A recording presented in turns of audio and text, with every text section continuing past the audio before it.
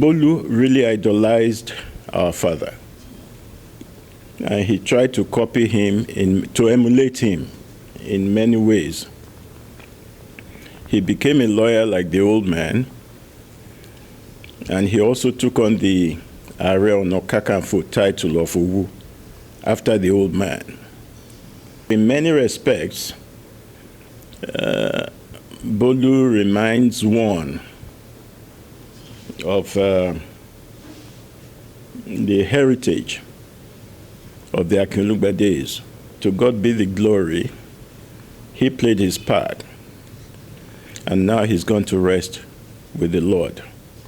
We pray that his soul will rest in peace. From a very early age, Bolu knew what he wanted from life, and he pursued it with great determination. But like I said, Bolu also took after our late father. I can't enumerate how many people Bolu had helped. When he started his oil lifting business, how many people he gave employment to in the South, which is way off Lagos, you know. He sponsored so many children in schools and universities. He donated to so many churches, you know. He was highly involved in the Owu community. Bolu Akin-Olugbade's story.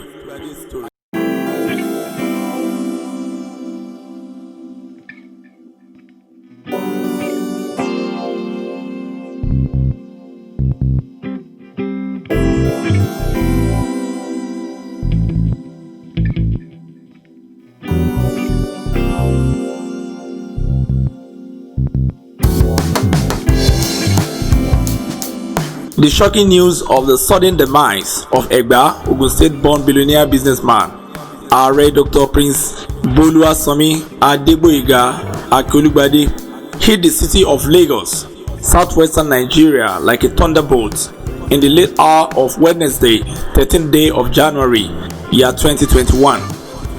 Questions ran riot on major social media platforms like Twitter, Facebook, and WhatsApp, asking, is it true that Prince Bolu Akin-Olugbade is dead? The entire scenario became rowdy as a second wave of news sounded in that celebrated TV broadcaster and Igbajo, Osun State born Prince Bisi Olatilo of Biscom TV had also departed the world alongside Prince Bolu Akin-Olugbade. The Bisi Olatilo story was later debunked with a live video from an ailing Prince Bisi Olatilo at his hospital bed, while that of Prince Bolu Akin-Olugbade was confirmed.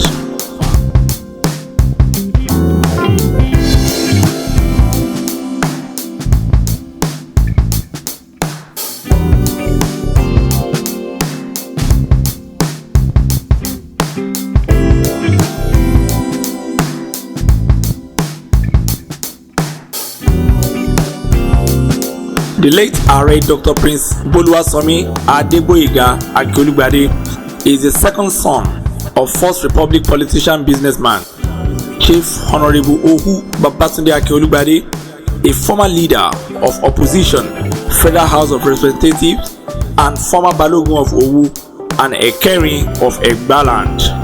His late father played politics and won in the first general election of December 12, 1959. Under the Chief Obafemi Awolowo-led action group.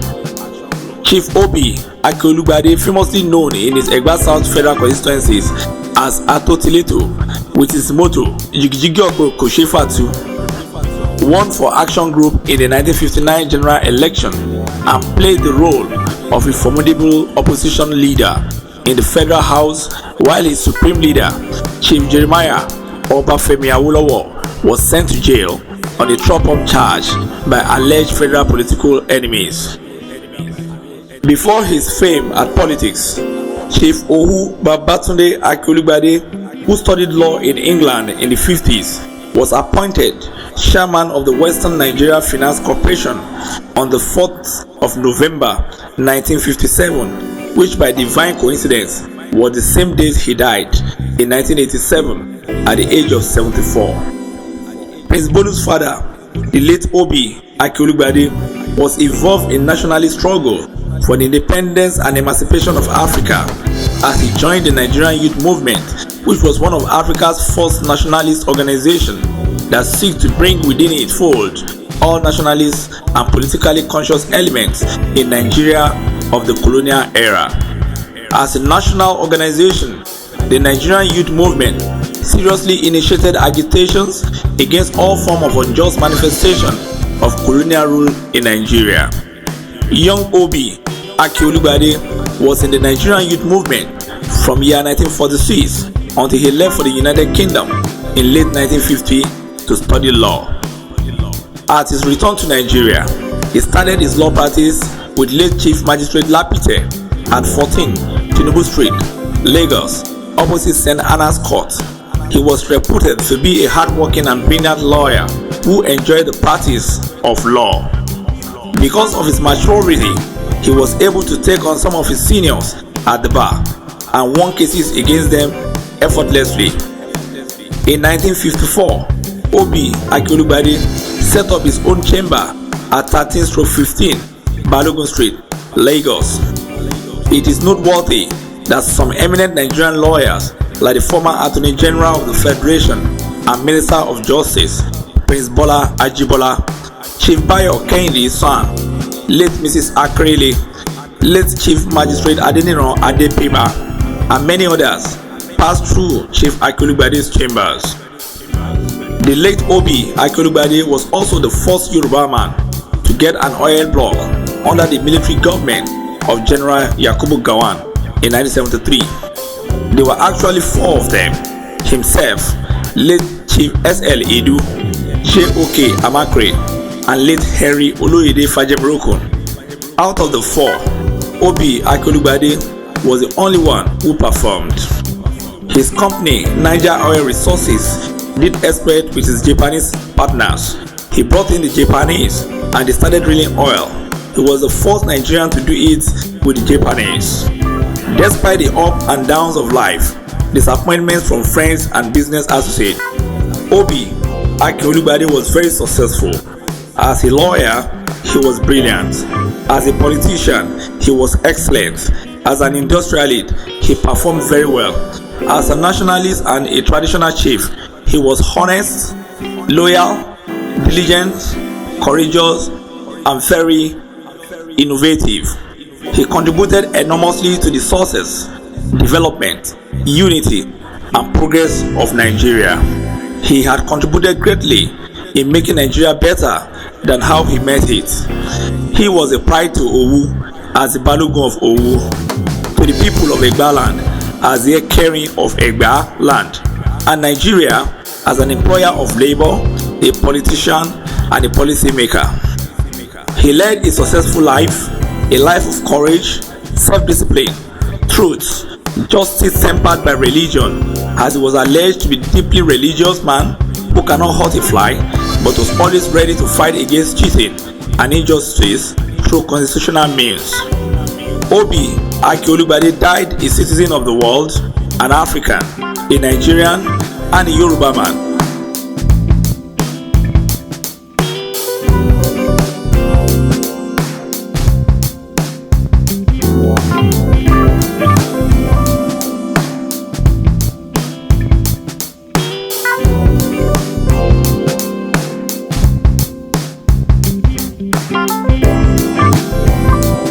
His son, Aare Dr. Bolu Akin-Olugbade, equally lived an enviable good life.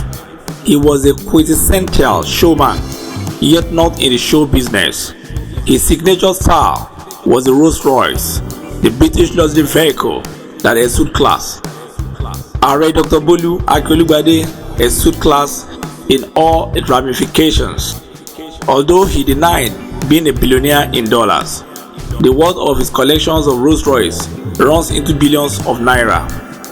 Bolu, as he was called, was wealth personified. According to reports, he died of COVID-19 complications.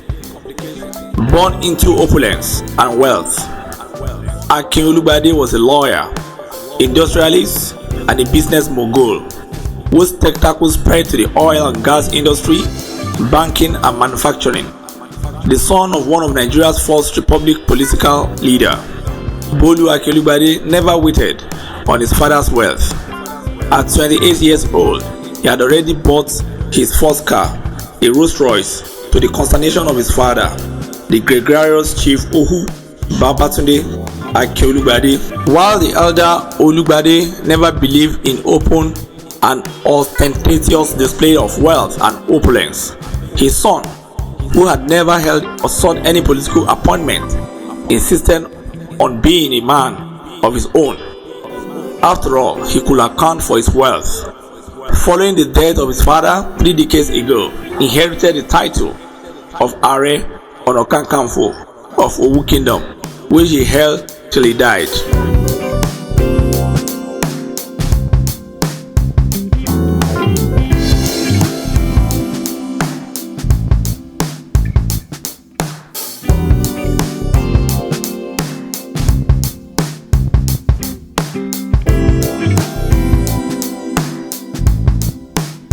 On being rich and wealthy, Akin-Olugbade once said, and I quote, "People call themselves billionaires in Nigeria today, but that is chicken feed. If you have $5 million today, you are a billionaire in Naira. So the word billionaire is abused in Nigeria. People call me a billionaire, but I am not worth $1 billion. I'm not even near it, because I'm worth only $250 million. And half of that I hold in cash because I believe in cash.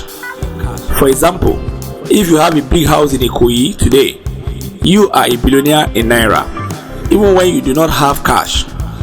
Cash is king," he noted.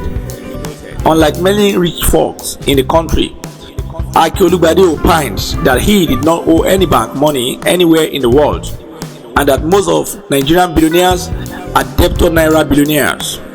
In fact, Forbes magazine only publishes the share value and not the liabilities of Nigerian dollar billionaires. In Nigeria, a company should be worth only 10 times the dividends payment, and the property should be worth only 10 times the rental value, Akin-Olugbade lectured.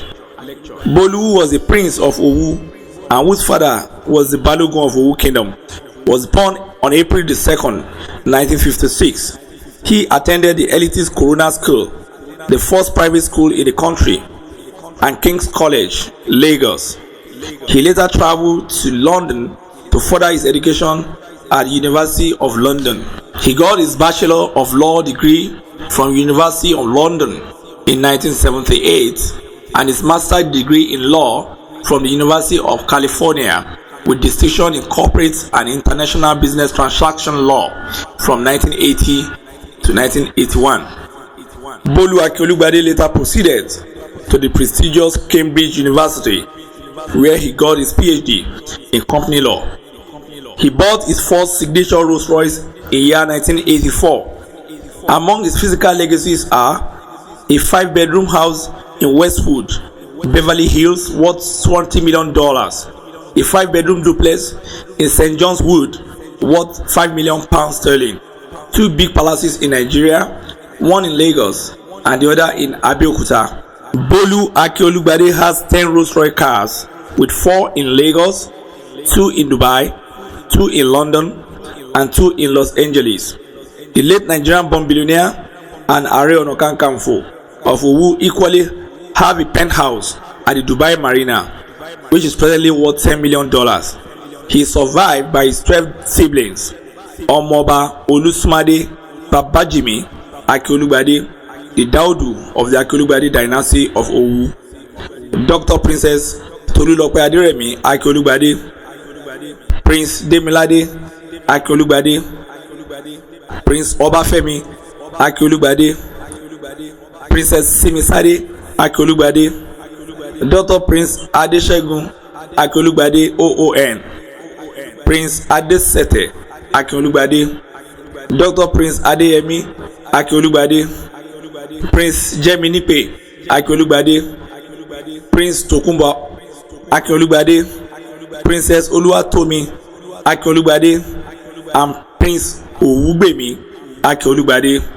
He is affectionately survived by a beautiful wife, Princess Mrs. Oladunni Akin-Olugbade née Williams, and 3 lovely sons. Well, today is Wednesday, 20th January, year 2020, and as you know, a couple of days back, we lost a very important Nigerian, an employer of labor, a corporate legal expert, a society chief, and a man known for his stylish lifestyle in the person of Aare, Dr. Boluwasanmi Akin-Olugbade. Today, we are here at the family house, at the private residence of the Dawodu of the family, the head of the Akin-Olugbade family of Owu-Egba in Abeokuta, Egba land, Ogun State, Southwest Nigeria, in the person of the highly revered Honorable OMO-OBA Prince Sunmade Babajinmi Akin-Olugbade.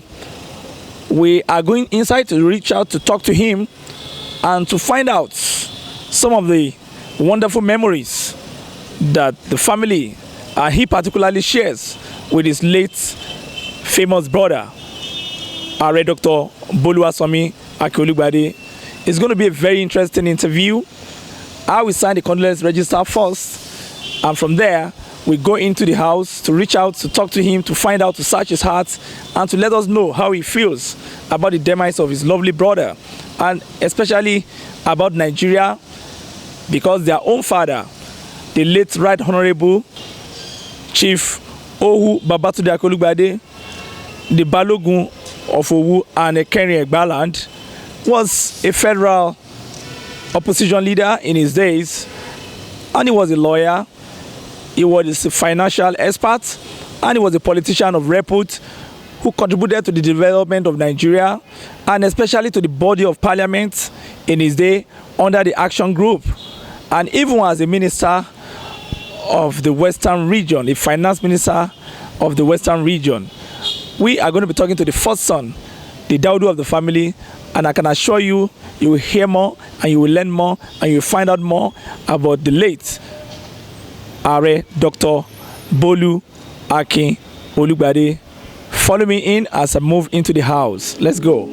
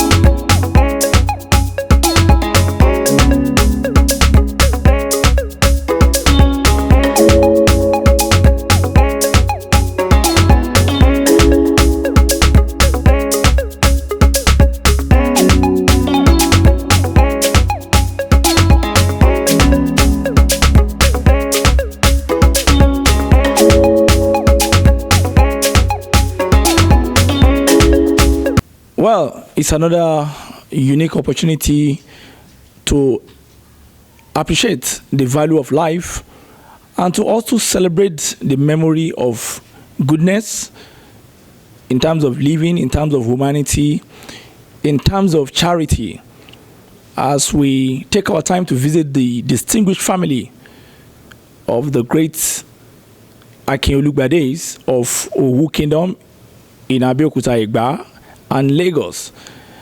Recently, you will have heard that one of their great illustrious sons and a great man, a philanthropist, a businessman, and a corporate law expert in the person of Aare Dr. Bolu Akin-Olugbade passed away in Lagos, and it's such a mournful situation. We are not happy, and today we have taken all the pains in the world to come and meet the leader, the great man, the Dawodu of the family, a man who has taken his time to nurture all his younger ones after their great father, the late Chief Owu-Egba Akin-Olugbade, passed away 34 years ago. But before we meet the great man, we would like to give a brief knowledge and about the personality of the patriarch of the family, the great Chief Obi Akin-Olugbade. According to a report and a brief report in his book, Chief Obi Akin-Olugbade came to this life. He fought great battles and won all of them. Despite the ups and downs of life, disappointments from friends and business associates, he was a very successful person, just like his son. As a lawyer, he was brilliant. As a politician, he was excellent. As an industrialist, he performed very well. As a nationalist and a traditional chief, he was honest, diligent, courageous, and very loyal. He equally contributed enormously to the success, development, unity, and progress of the Federal Republic of Nigeria. He had contributed greatly in making Nigeria better than how he met it. He was a pride to Owu community in Ogun State and to the people of Egba land in southwestern Nigeria. He was a citizen of the world, an African, a Nigerian, and perhaps a Yoruba man.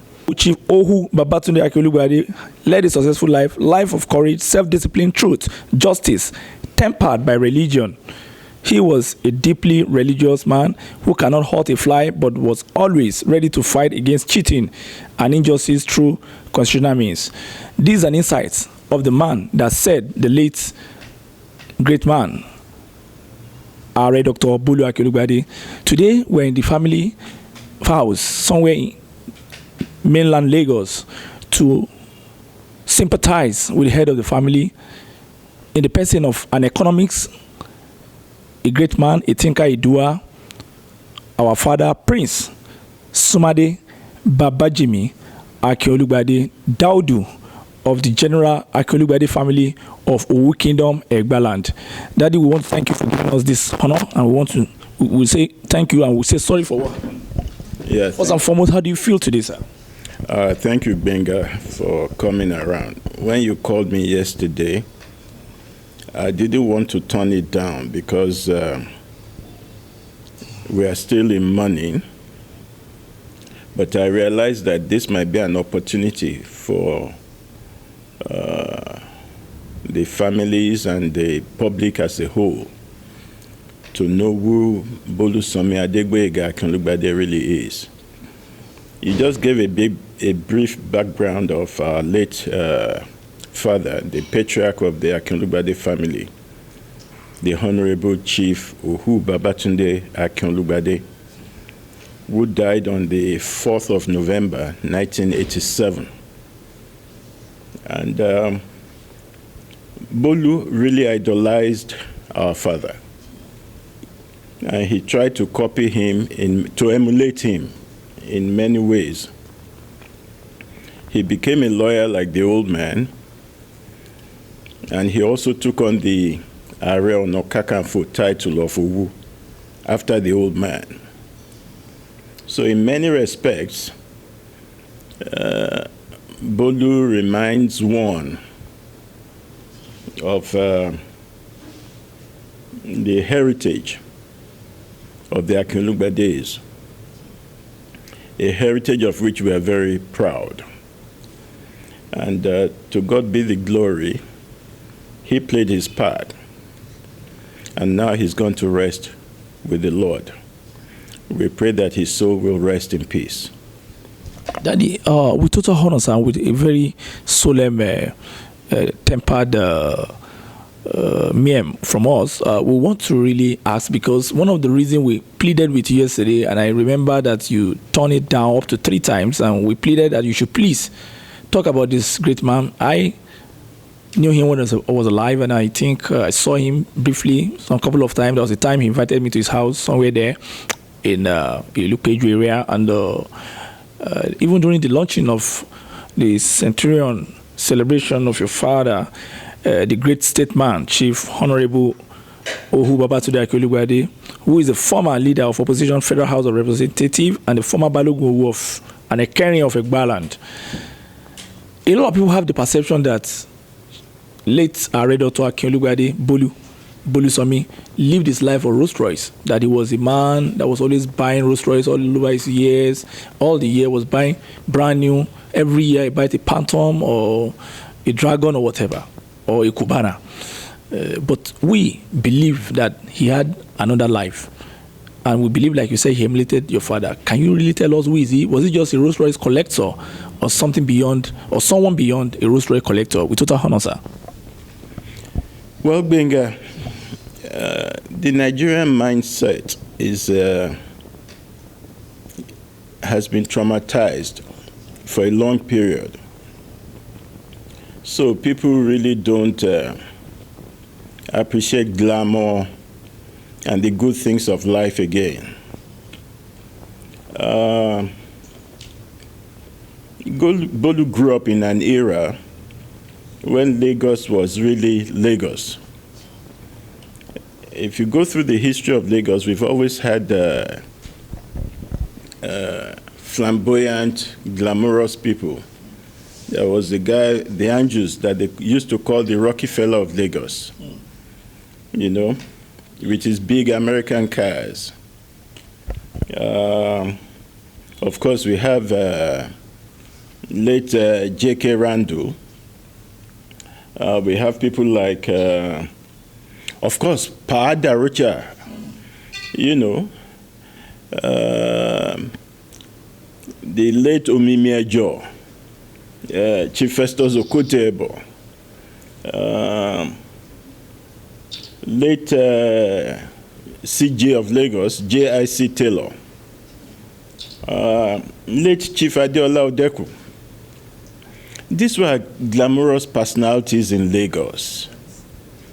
And I think Bolu follows in that mold. Rolls Royce has always been his passion. And like I said in my tribute to him, from a very early age, Bolu knew what he wanted from life. And he pursued it with great determination.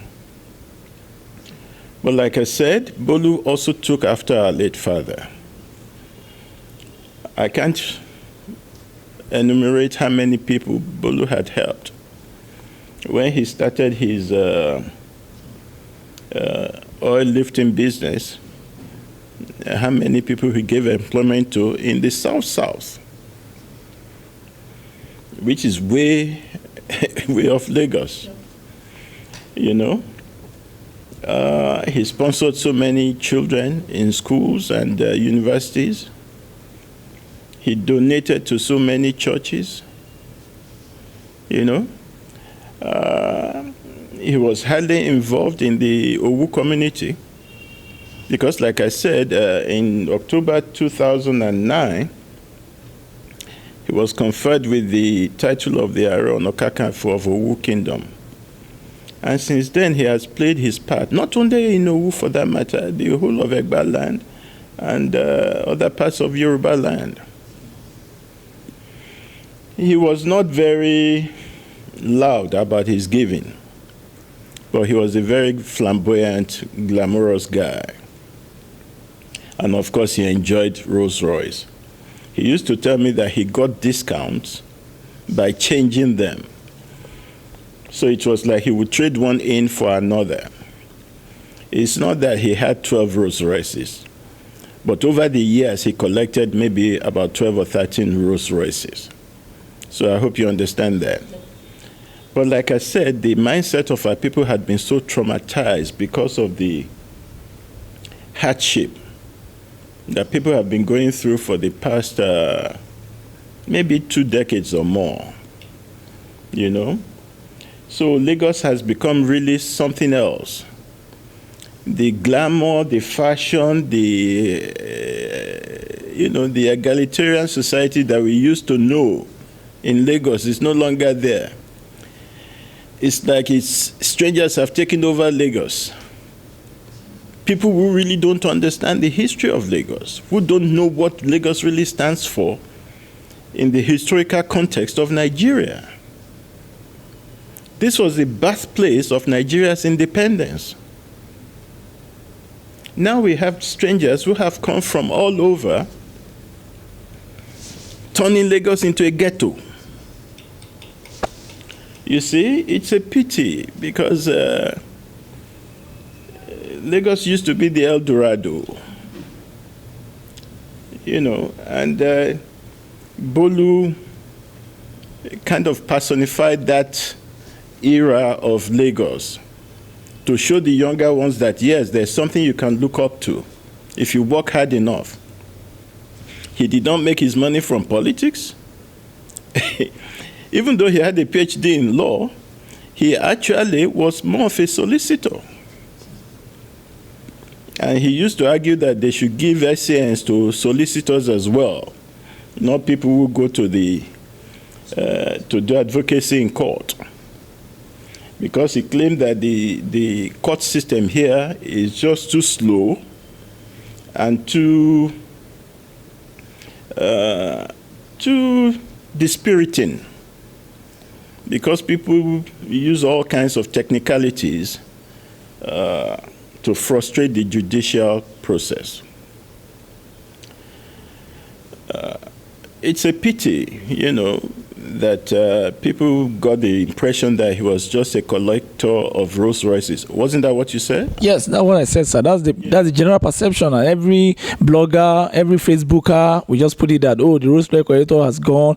This kind of sinister perception, sinister motive, and we said we need to get the other side of the man, Aare Dr. Bolu Akin-Olugbade. We will not keep quiet, because I've met him even at your AGM meetings at the OBA group. Sometimes he drives in OBA group, so the OBA group, So we said we need the man behind the man. Who is he, and what does he represent? You've said a lot about him, that he's a consummate giver, he's an unassuming philanthropist and all that. But what's more, apart from being You just mentioned the OBA group.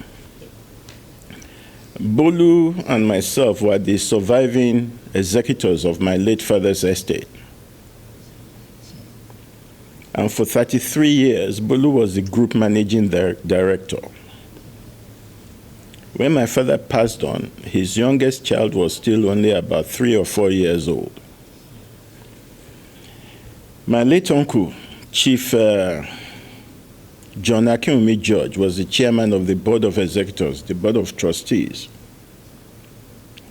And late Chief Henry Oluwole Taylor was the secretary of the board. The other 2 members were Bolu and myself. Well, there was a 4th person, late Justice Madarekon, but he even died before my late father.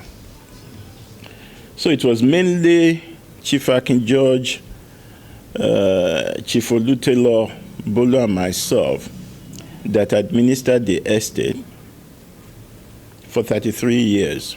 Well, Chief Akin George died about 10 years ago, and I think Chief Olu Taylor died shortly after that.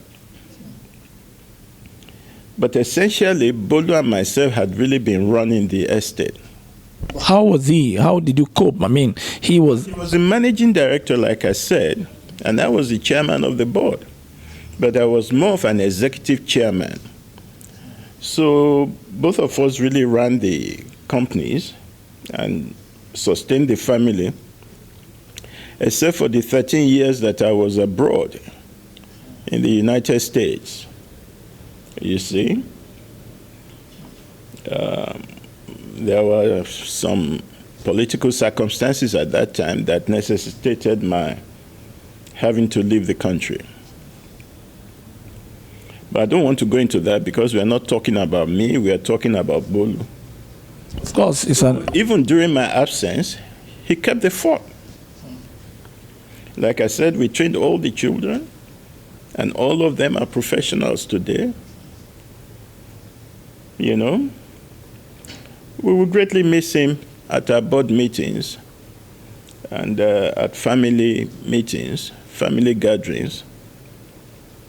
Not only with the Akin-Olugbade family, on my mother's side of the family, Boluwasanmi also played a very prominent role. I'm talking of the Abati George family, you know.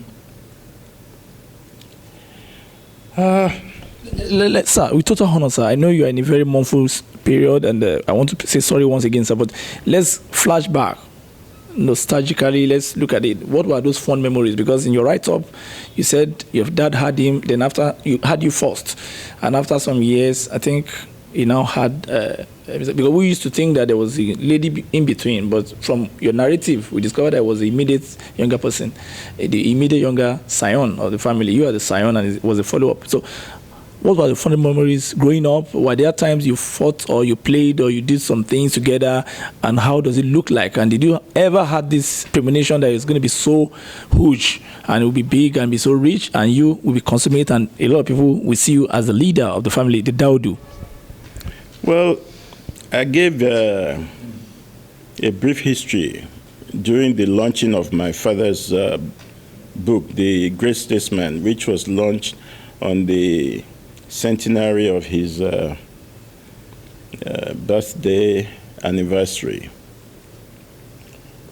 I'm the only surviving child of the first 4 children that they had, because his family suffered from sickle cell anemia, you know, and at that time it was not very well known in the country, you see. And like I said, at the time I was born, my father was in the Colonial Treasury Department. During that time, he was even posted to the north. Zaria. To Zaria, you know. So Bolu actually is 5th in terms of the number of children that they had. Between Bolu and myself was a lady that they brought from the UK,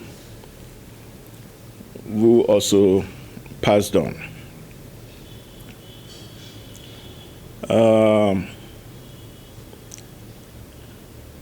Bolu was not really, how would I put it?